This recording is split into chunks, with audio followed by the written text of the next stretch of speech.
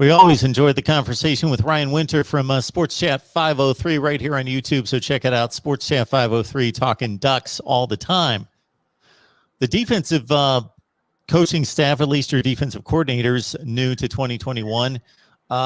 So are there expected differences in scheme, approach, or pretty much going to stay with what it's been? Well, that's one of the things that's been very up and down during Mario Cristobal's tenure. He came in, basically took over one of the worst defenses in the country. Oregon, when it had the down year, when Helfrich got fired, one of the biggest reasons why is because the defense was just so porous. They could still score the ball somewhat decently. They just getting outscored in every game. When Cristobal took it over, it was just terrible. Top, worse than 100, I don't know what it was, 110th in the country or something. Ridiculous.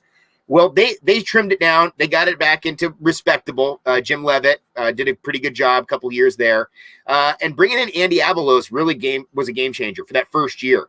But last year was the year that they were thinking was going to be the best defense maybe ever. And a lot of those guys opted out to go to the NFL. I get it, or to skip that year. I get it. But the defense was not that great last year. There were some times when early in the year, the defense was putting the offense in some real trouble. Now, at the end of the year, they did fairly well, USC game and whatnot, but the defense had some issues last year. So losing Andy Avalos was a little bit of a maybe blessing in disguise. I really liked what he did there. I really liked his creativity, but bringing in a guy like Tim DeRuyter is really interesting because, one, that was one of the teams that beat the Ducks last year with Cal, and their defense has been a lot better. Justin Wilcox, a guy who has connections to Oregon, runs a good defense, has been a defensive coordinator in his past. And the other, they actually had a co-defensive coordinator at Cal. The other defensive coordinator, guy named Peter Sermon, was a former player at Oregon. So the Ducks, when we heard, we might get a defensive coordinator from Cal, we immediately lashed on to Peter Sermon thinking, great, Sermon will come back. This will be great. But bringing in DeRuyter is interesting. Guy has a military background.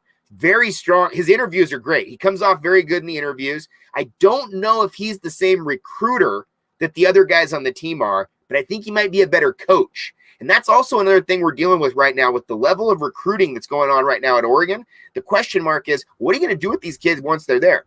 How well are you going to develop these kids? It's one, to get the recruit. That's great. But two, you got to put the package together on the field, and you got to start having some good coaching.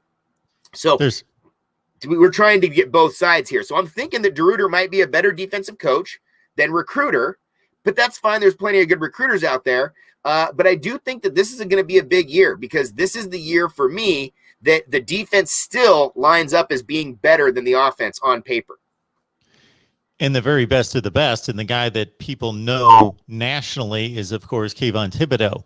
Now, is it true that he could be playing a slightly different position? They're doing different things with him this year? Yeah. Well, across college football, if you've noticed, they have started to stretch these defensive linemen up a little bit more. They're walking them around more. They're doing more stunting. They're doing a little bit more, trying to confuse the offensive line a little bit. These guys are less hand in the ground a little bit. And that's what they're talking about with KT. They want to move him off the edge, move him into a little bit of a strong side backer, more of a linebacker than an upfront defensive end, even though he would still be rushing the quarterback, maybe do it from a different angle, just trying to utilize his strengths as best as possible.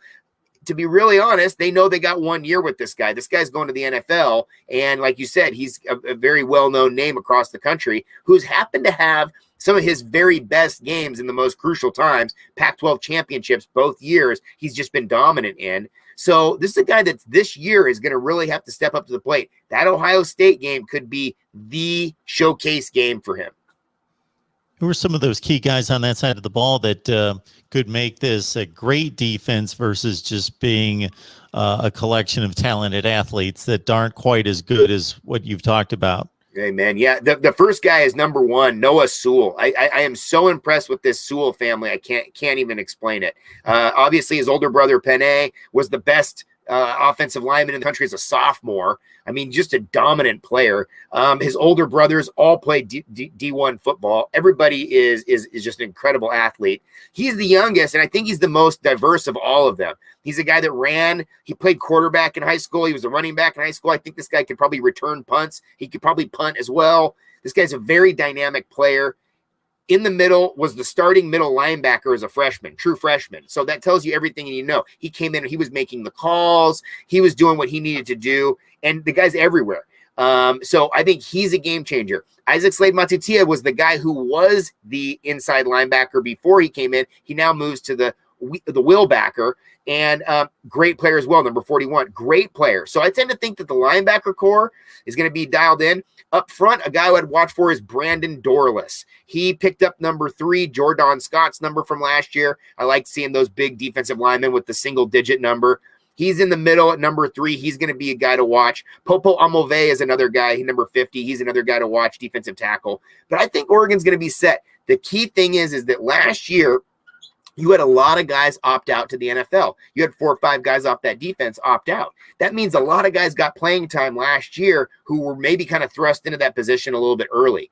So there's going to be a lot of guys who are really going to show up this next year. Jamal Hill is the guy who came on really well at the end of the year. DJ James on the defensive side. Verone McKinley started since he was a freshman. So I think there's a bunch of guys on the back end who are going to really solidify this defense.